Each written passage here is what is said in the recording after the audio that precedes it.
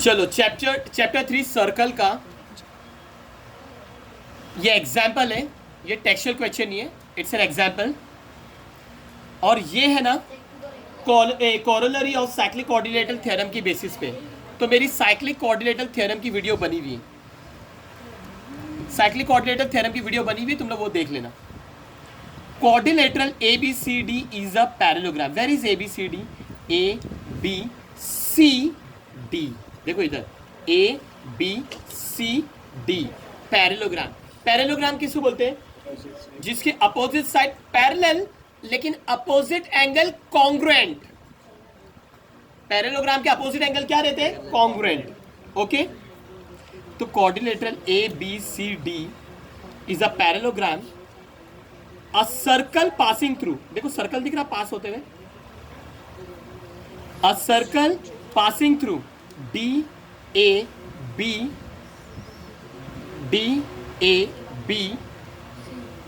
Cut BC, ये BC को cut कर दिया, पैरेललोग्राम की एक साइड को कट कर दिया इन पॉइंट पी पे, यानी ये एक कोऑर्डिनेटर बन रहा है डी ए बी पी। कौन सा कोऑर्डिनेटर बन रहा है? Cyclic coordinator. तुम लोग को मालूम है ना, सर्कल भी है, कोऑर्डिनेटर भी है, और चारों पॉइंट काय पे? सर्कल पे। तो ये D A B P, D A B P कौन सा कोऑर्डिनेटर हो गया? Cyclic quadrilateral. और ए बी सी डी कौन है? Parallelogram.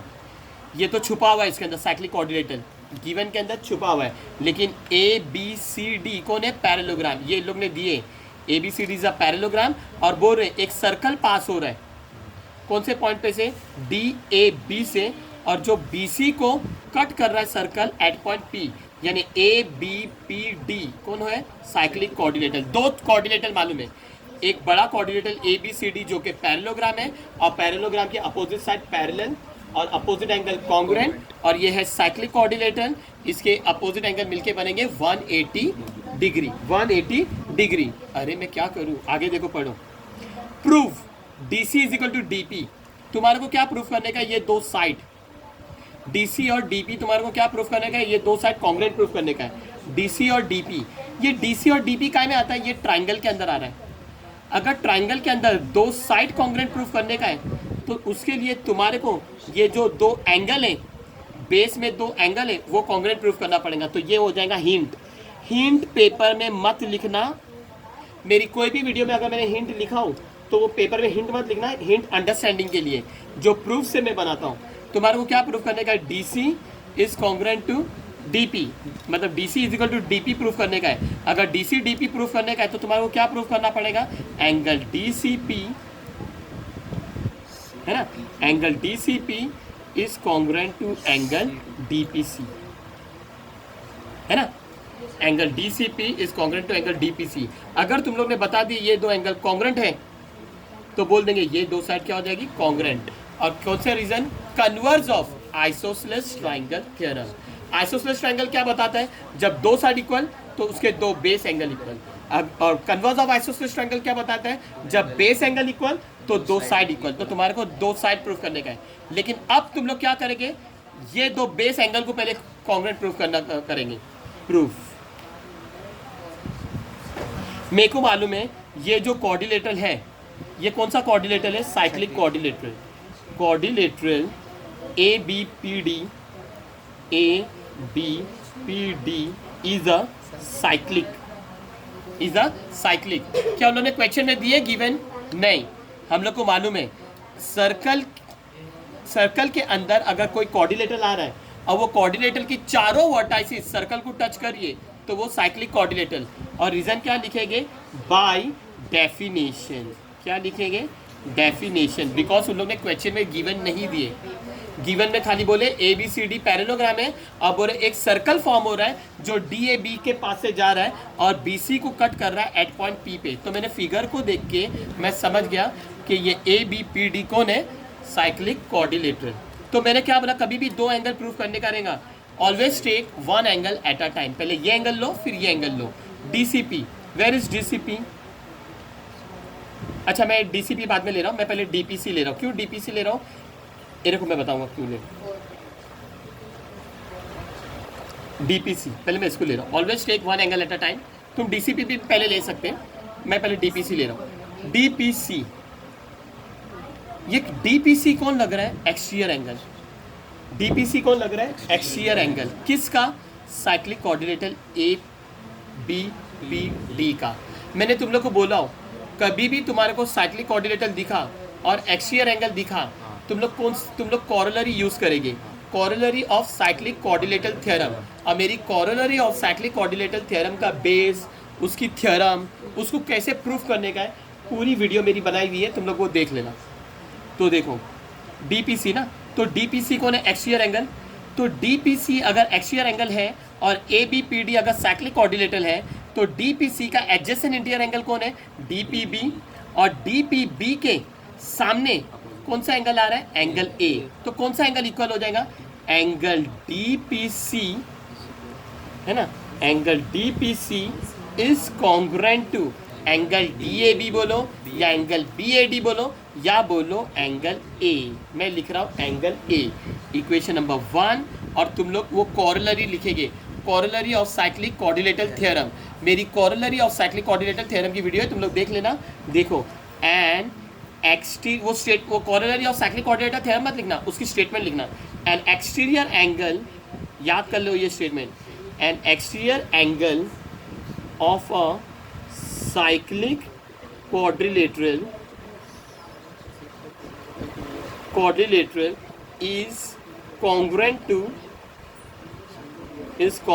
to the angle opposite to its adjacent interior angle। Adjacent interior angle तुमने लिए अभी DPC का काम हो गया, DPC का काम हो गया। अब लेंगे DCP। DPC के लिए मैंने साइक्लिक क्वाड्रिलेटरल क्यों लिया? क्योंकि DPC एक्सटीरियर एंगल है और एक्सटीरियर एंगल के लिए मेरे को साइक्लिक क्वाड्रिलेटरल जरूरी है। अभी DCP के लिए मेरे को कौन सा क्वाड्रिलेटरल लेना पड़ेगा? ये पैरेललोग्राम जो लोग ने दिए, ABCD इज अ पैरेललोग्राम। तो हम लोग लिख के बताएंगे, quadrilateral ABCD is a parallelogram. Dot dot dot, by definition मत लिखना, गिवन लिखना, गिवन में दिए ले। Quadrilateral ABCD is a parallelogram. अब तुम लोग को मालूम है, अगर ये पैरेललोग्राम है तो अपोजिट साइड पैरेलल और अपोजिट एंगल कॉन्ग्रुएंट। कौन से अपोजिट एंगल से मतलब रहेगा? क्या B और D से मतलब रहेगा? क्या नहीं, तुम्हारे को C और A से मतलब रहेगा, है ना। Angle A is congruent to angle C या angle C is congruent to angle A। Angle C is congruent to angle A, ये इक्वेशन नंबर 2। क्या रीजन लिखेंगे? Opposite angle of a parallelogram are congruent. चलो अभी 1 और 2 को match करो।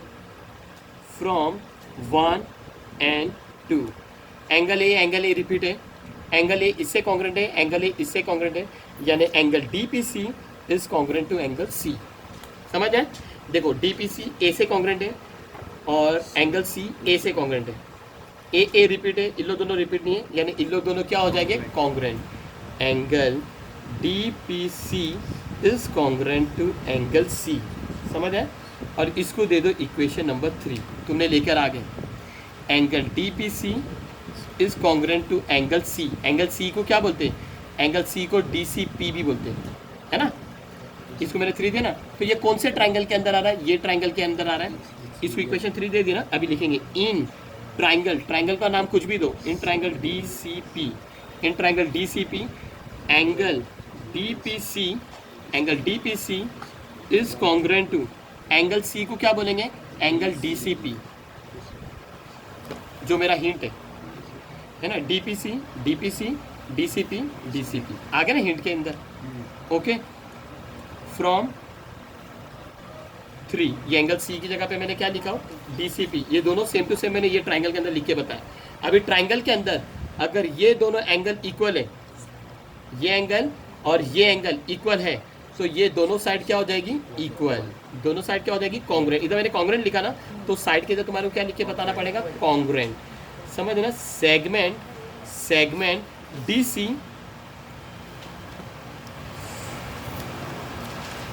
segment DC is congruent to segment DC is congruent to segment DP। Reason क्या लिखेंगे, converse of isosceles triangle theorem. Converse of isosceles triangle theorem, that is, क्यों लिख रहा हूँ, दैट इज यहाँ पे क्वेश्चन में DC is equal to DP बोले तो क्या करना, सेगमेंट निकाल देना, DC कॉन्ग्रुएंट बन जाएगा equal to DP, one and the same meaning. कभी भी सेगमेंट लिखेंगे तो कॉन्ग्रुएंट लिखने का, और सेगमेंट नहीं लिखेंगे तो इक्वल टू लिखने का। समझ में आ गया। So this is a very important example, very important example. इसको अच्छे से प्रैक्टिस करो, 2-2, 3-3, 4-4 बार। और ये सम काय पे बेस्ड है, corollary of cyclic quadrilateral theorem. और corollary of cyclic quadrilateral theorem क्या है, an exterior angle of a cyclic quadrilateral is congruent to angle opposite to the adjacent interior angle. हो सके तो ये सबको 3-3, 4-4, 5-5 बार प्रैक्टिस करो। फिनिश्ड।